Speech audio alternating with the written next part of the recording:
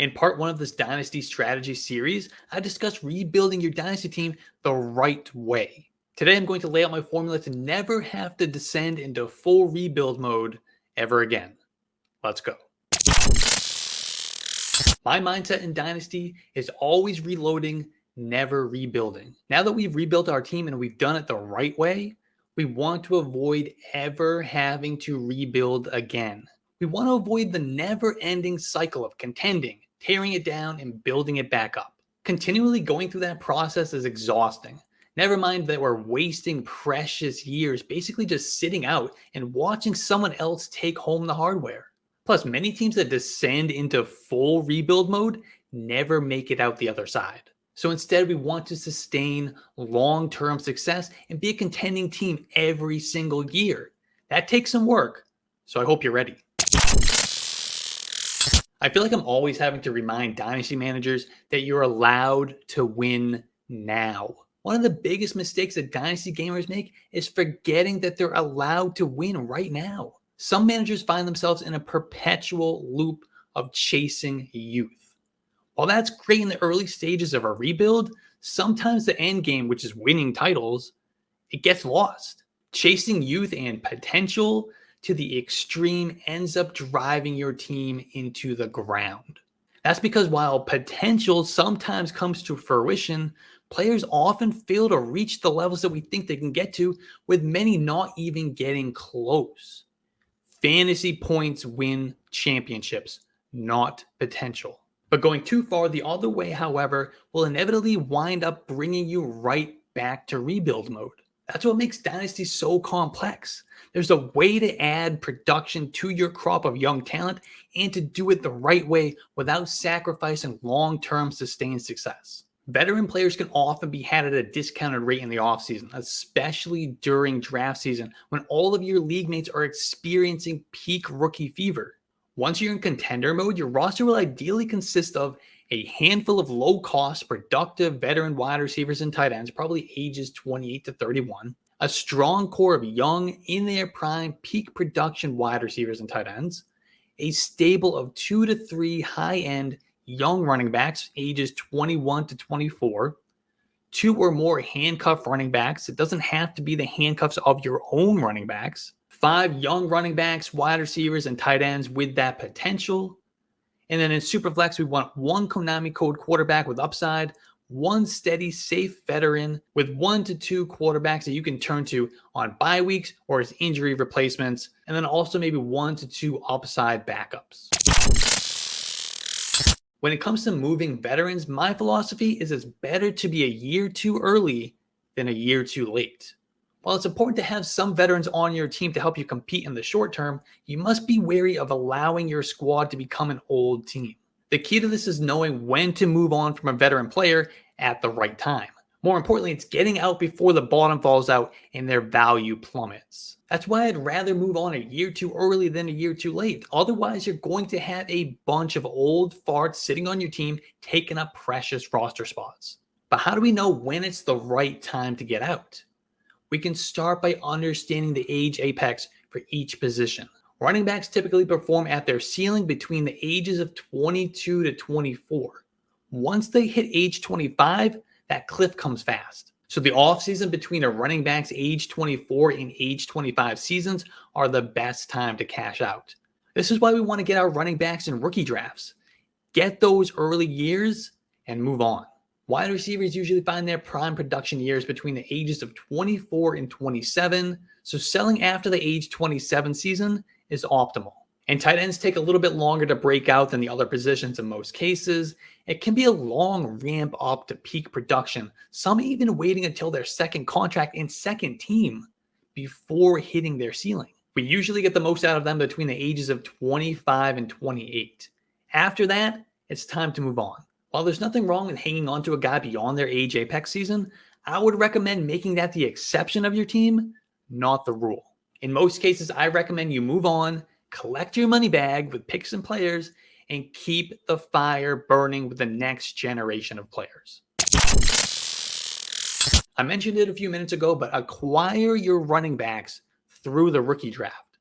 Elite running backs are incredibly valuable in fantasy football. You can have a great wide receiver core, an elite tight end, top end quarterback, but without that bell cow running back giving you 20-point weeks, you're not taking home any titles. Unfortunately, like we just discussed a minute ago, the shelf life of these running backs is so short. We really need to get these backs as early in their careers as possible so we can squeeze out as much of that juice in their prime years as we can. This is why I recommend spending your rookie picks trying to capture these guys when they're coming into the league.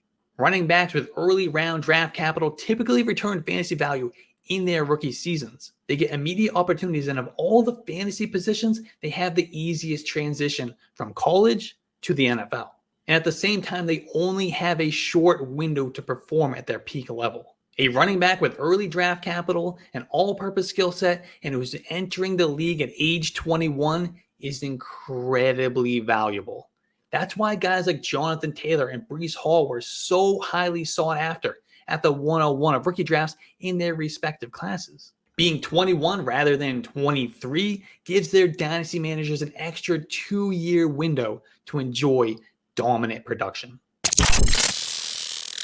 Now, once your rebuild is complete and you're competing for championships, it's easy to get caught up in the moment and forget the long-term goal. While it's okay to lean win now, as I discussed at the beginning, we really want to strike the perfect balance between short-term and long-term success.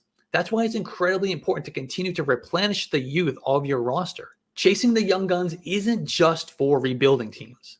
One of the mistakes I made early in my dynasty career was seeing my win now window and becoming extremely aggressive and nearsighted.